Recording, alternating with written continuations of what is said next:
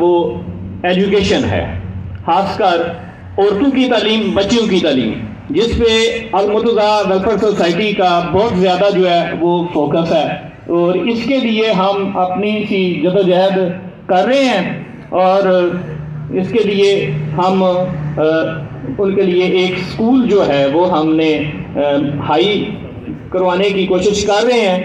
تو آپ لوگوں سے دعا کہ ہماری اس کوشش کو کامیاب بنانے میں دعا کریں۔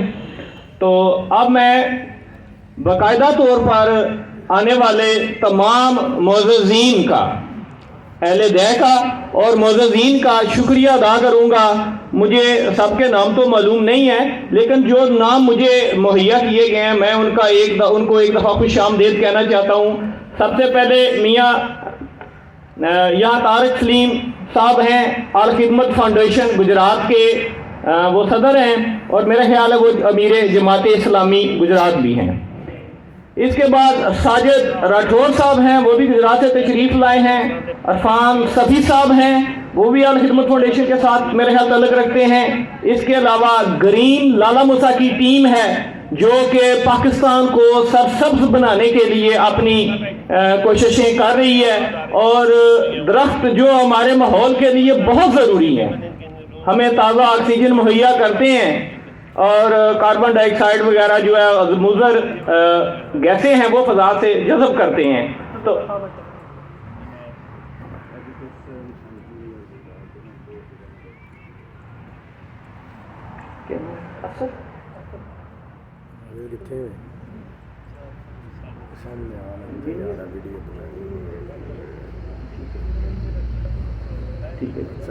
تو میں تعارف بیان کر رہا تھا، تو سرپرست اعلیٰ ہیں گرین لالا موسیٰ ٹیم کے جوید حیدر صاحب، اور ان کے سرپرست شیخ طارق محمود صاحب، ان کے سینئر ممبر ہیں آصف محمود، رضوان صاحب، تحریک تحفظ مقدس اوراق سے نقیب نقش بندی صاحب ہیں، وہ تشریف لائے ہیں۔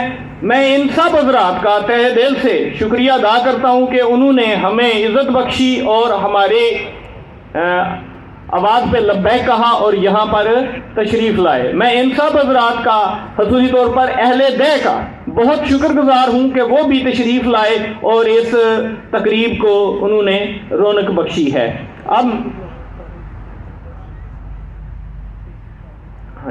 اب میں سٹیج پر آنے کے لیے دعوت دوں گا جناب ڈاکٹر طارق سلیم صاحب کو کہ وہ سٹیج پر تشریف لائیں۔ ٹھیک ہے، چلیں جی، وہ تو پہلے موجود ہیں۔ اس کے بعد میں ساجد راٹھور صاحب سے درخواست کروں گا کہ اگر وہ بیٹھے ہیں، ٹھیک ہے جی۔ اس کے بعد جوید حیدر صاحب سے میں درخواست کروں گا کہ وہ بھی سٹیج پر تشریف لے آئیں۔ جوید حیدر صاحب۔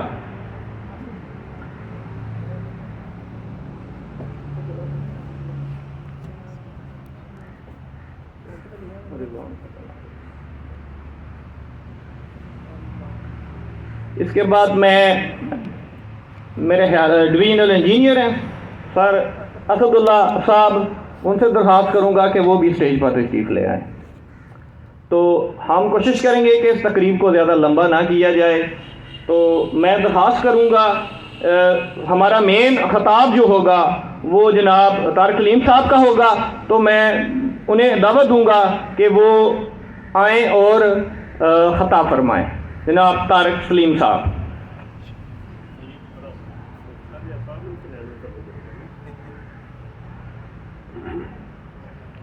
الحمدللہ رب العالمین والعاقبۃ للمتقین والصلاۃ والسلام علی اشرف الانبیاء والمرسلین حبیبنا و حبیب رب العالمین۔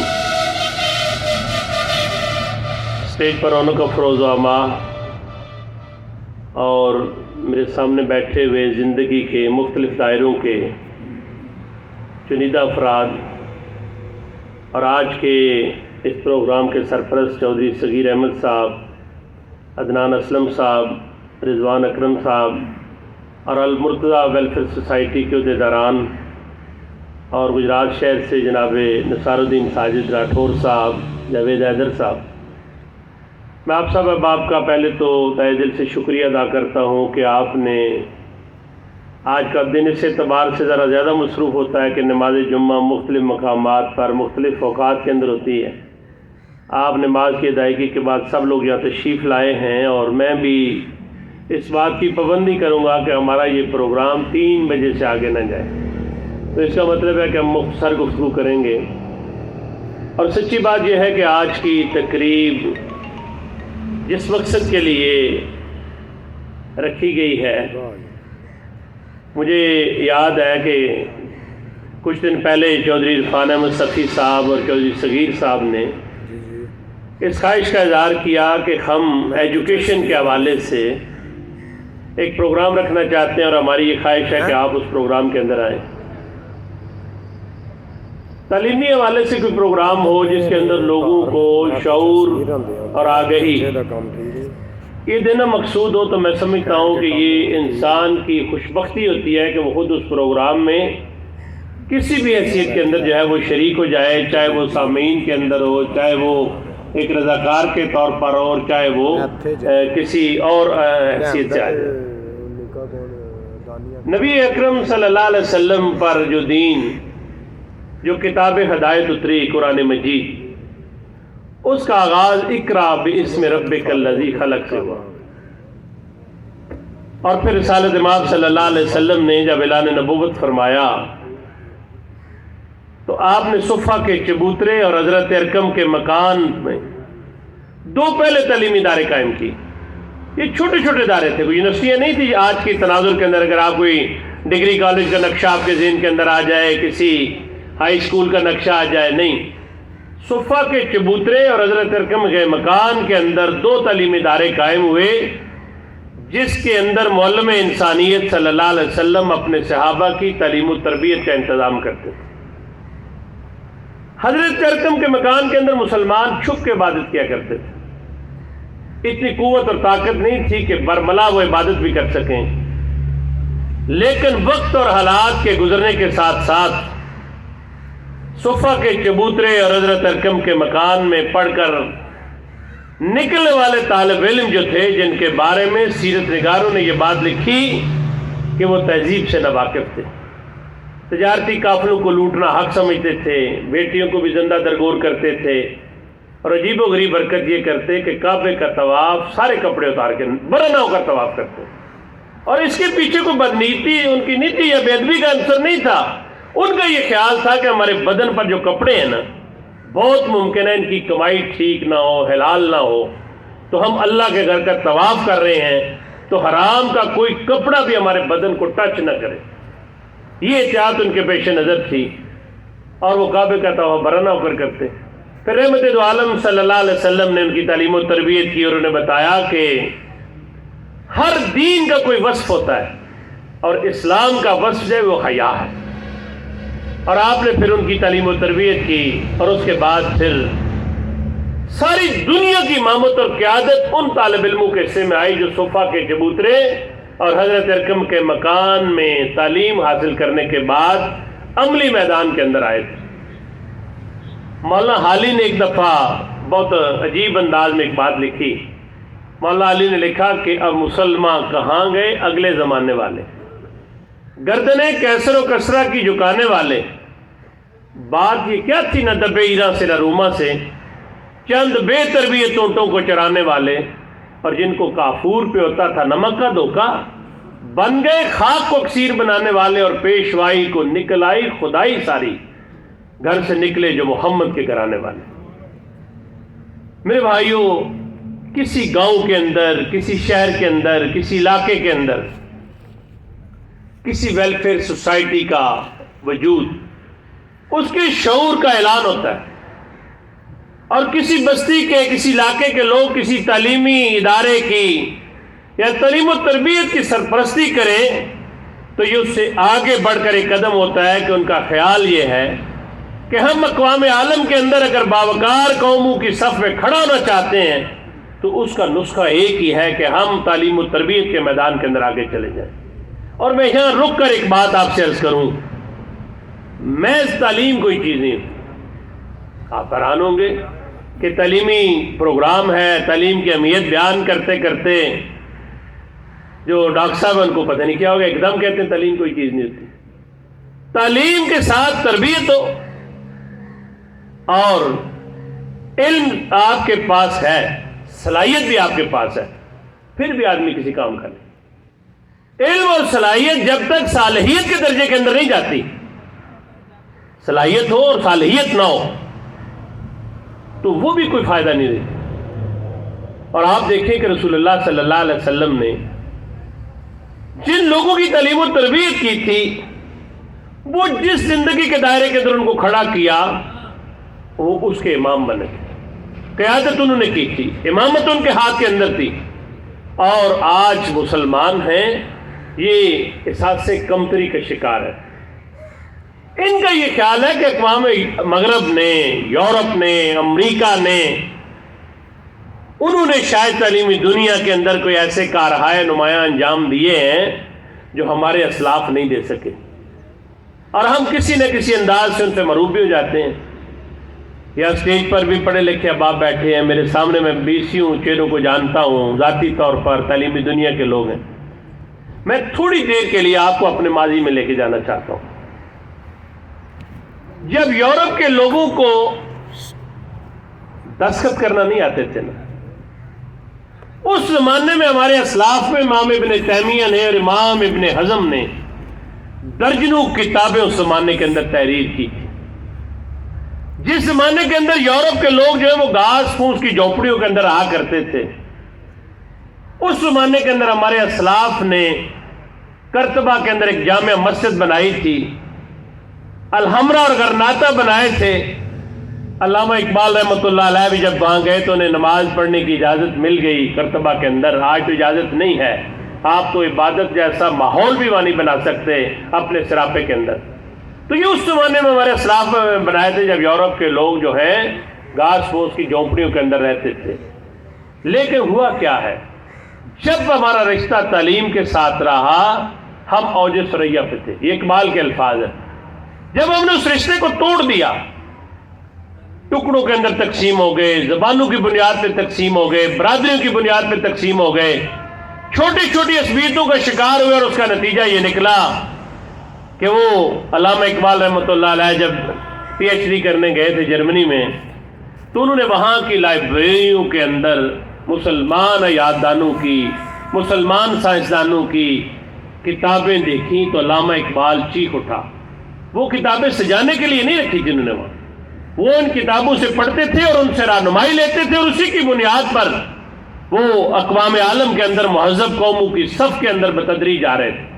اقبال نے جب ان کتابوں کو دیکھا یورپ کی لائبریریوں میں جو ہم نے ردی کے بھاؤ بیچی تھیں، تو اقبال چیخ اٹھا، اس نے کہا مگر وہ علم کے موتی کتابیں اپنے آبا کی جو دیکھے ان کو یورپ میں تو دل ہوتا ہے سی پارا.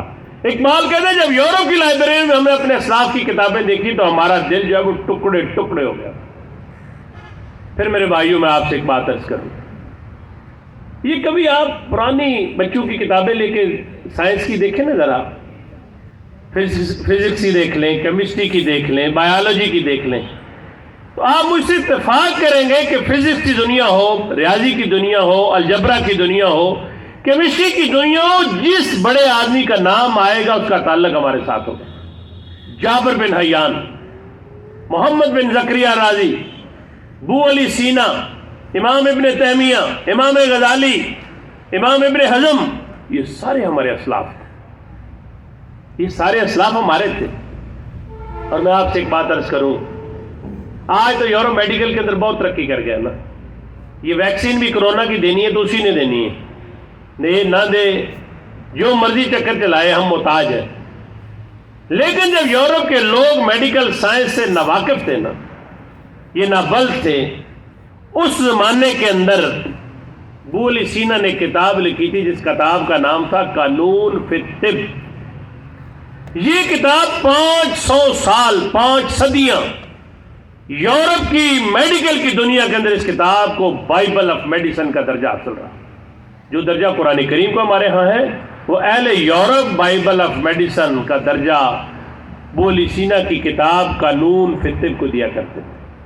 لیکن میرے بھائیوں، جو بات میں اس مختصر عرصے میں آپ سے عرض کرنا چاہتا ہوں وہ یہ ہے کہ آج انسان نے جس دائرے کے اندر محنت کی ہے نا اس کے اندر چمک آ گئی, خوبصورتی آ گئی. ہمارے بزرگ جو لباس پہنتے تھے نا چوسی کے, وہ پرانے بزرگ ہوں گے, وہ کچھ ان کو یاد آ جائیں گے, وہ تو اگر بدن کو ذرا زور سے لگ جاتے تو خراشیں لگ جاتی تھی. اور آج آپ کاٹن لینے جاتے ہیں تو دکاندار سے سوال کرتے ہیں کہ یہ ہے کاٹن, آپ کا خیال ہوتا ہے شاید اس کے اندر ریشم ہے. یہ ترقی کی منازل کیسے طے ہوئی؟ یہ ایسا نہیں ہوا کہ سائنس نے خدا نہ خواستہ کوئی آج وہ چیزیں جو ماضی کے اندر ہمارے لوگ کہا کرتے تھے کہ پتہ نہیں ہے کہ عورت جو ہے وہ یا ماں جو ہے اس کے پیٹ کے اندر بچہ ہے یا بچی ہے. یہ 25 سال پہلے مولوی صاحبان خطبہ جمعہ میں یہی کہتے تھے نا, لیکن اب تو ڈاکٹر بتاتے ہیں بیٹا ہے, بیٹی ہے, گروتھ ہو رہی ہے, گروتھ نہیں ہو رہی, اس کے اعضاء ٹھیک ہیں, اس کے اعضاء ٹھیک نہیں ہیں. تو سادہ آدمی سمجھتا ہے پتہ نہیں سائنس کو ٹپ گئی یہ ساری منزلیں.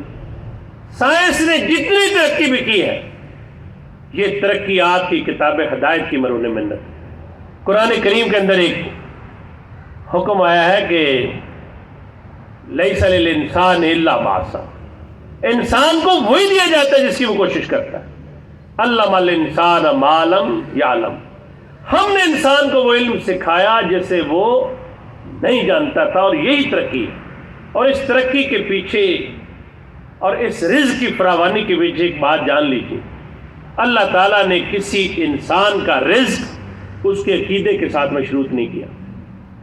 اللہ تعالیٰ نے کسی انسان کا رزق جو ہے وہ کسی قوم کے ساتھ منسلک نہیں کیا, اس کو محنت کے ساتھ جوڑ دیا ہے. وہ محنت مسلمان کرے گا, وہ محنت ہر مسلم کرے گا.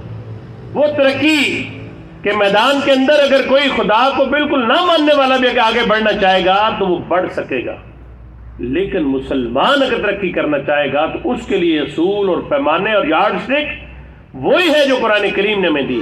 مسلمان اگر اس سے بغاوت کرے گا, اس سے باہر نکلے گا نا, تو وہ جو کہتے ہیں نا کوا چلا ہنس کی چال اپنی بھی بھول گیا. علامہ اقبال ایک بڑی خوبصورت بات کی ہے. علامہ اقبال کہتے ہیں کہ اپنی ملت پہ قیاس اقوام مغرب سے نہ کر, اپنی ملت پہ قیاس اقوام مغرب سے نہ کر, خاص ہے ترکیب میں قوم رسول ہاشمی. ہماری ترتیب اور ہے, ان کی ترتیب اور ہے. ہمیں اپنے اسلاف کے کارناموں پر فخر بھی ہے, ہمیں اپنے شاندار ماضی پر بھی فخر ہے. اور عرفان صفی صاحب مجھے کہہ رہے تھے کہ آپ آج کی گفتگو کے اندر اگر یہ بات بھی عقدہ کھول دیں کہ انفرادی دائرے کے اندر ہم کیا کر سکتے ہیں. بندہ سوچتا نہیں چلے یہ چک مرتضیٰ کے لوگ ٹھیک ہو جائیں, ایک آدھ اور گاؤں کے لوگ بھی ٹھیک ہو جائیں, ادھر بھی ٹھیک ہو جائیں, ادھر والے بھی ٹھیک ہو جائیں, تو باقی سارا پاکستان تو ایسے ہی پڑا رہے گا, تو پھر کیا فائدہ ہوگا اس سے.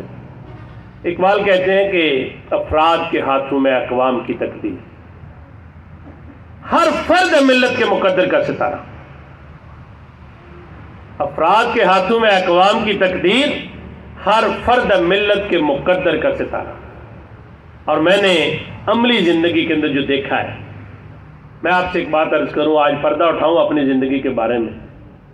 میں نے دو چیزیں بہت پڑھی ہیں. ایک انسانوں کا مطالعہ کیا, اور انسان ضروری نہیں ہے کوئی نیوٹن ہو یا براک اوباما ہو, نہیں, عام انسان, چھابڑی فروش ہو, پکوڑے بیچتا ہے, پھل کا ٹھیلا لگاتا ہے, کوئی پروفیسر ہے, کوئی ڈاکٹر ہے.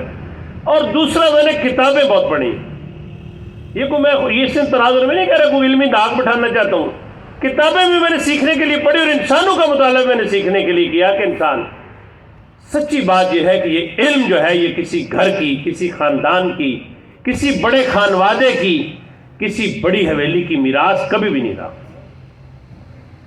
اور اللہ رب العالمین نے بعض ایسی چیزیں انسانوں کے لیے کی ہیں کہ انسان کی عقل پہنچ ہی نہیں پاتی. وہاں ہم جب جاتے ہیں نا کعبۃ اللہ کے طواف کرنے کے لیے, تو کعبہ تو یہ ہے نا, وہ آپ کو پتہ ہے کالا غلاف ہے اس کے اوپر, اور ایک کمرہ ہے, اس کو 4 گوے کا کمرہ کہہ لیں, 5 کا کہہ لیں, 6 کا کہہ لیں. اس کے ساتھ ایک چھوٹی سی جگہ ہے جس سے کہ اس کے اندر وہ پرنالا گرتا ہے, کعبے کی چھت کا پانی, اس کے اندر لوگ نماز پڑھ رہے ہوتے ہیں. آپ سب جانتے ہیں, مجھے پتہ ہے آپ دیندار لوگ ہیں, دانا بینا لوگ ہیں, وہ کعبۃ اللہ کا حصہ ہے. خانے کعبے کے اندر آپ نماز پڑھیں اندر یا باہر, وہ کعبے کا حصہ ہے. اس زمانے کے اندر جب کعبے کی تعمیر ہو رہی تھی کو کعبے کی تعمیر جو لوگ کر رہے تھے، جن کو اللہ نے یہ سعادت بخشی تھی، ان کے پاس پیسے ہی اتنے تھے. پتہ پنڈا چ مکان بنا بنو کے کئی باری بندہ پلستر نہیں کرتا تو 5 کمرے 18 بنا لینا، یا باقی سارا کر لینا تو واش روم پلستر کرنے پیسے مک جاتے ہیں، اور پتہ لگتا وہ 10 سال ہو گئے نہیں جی پے.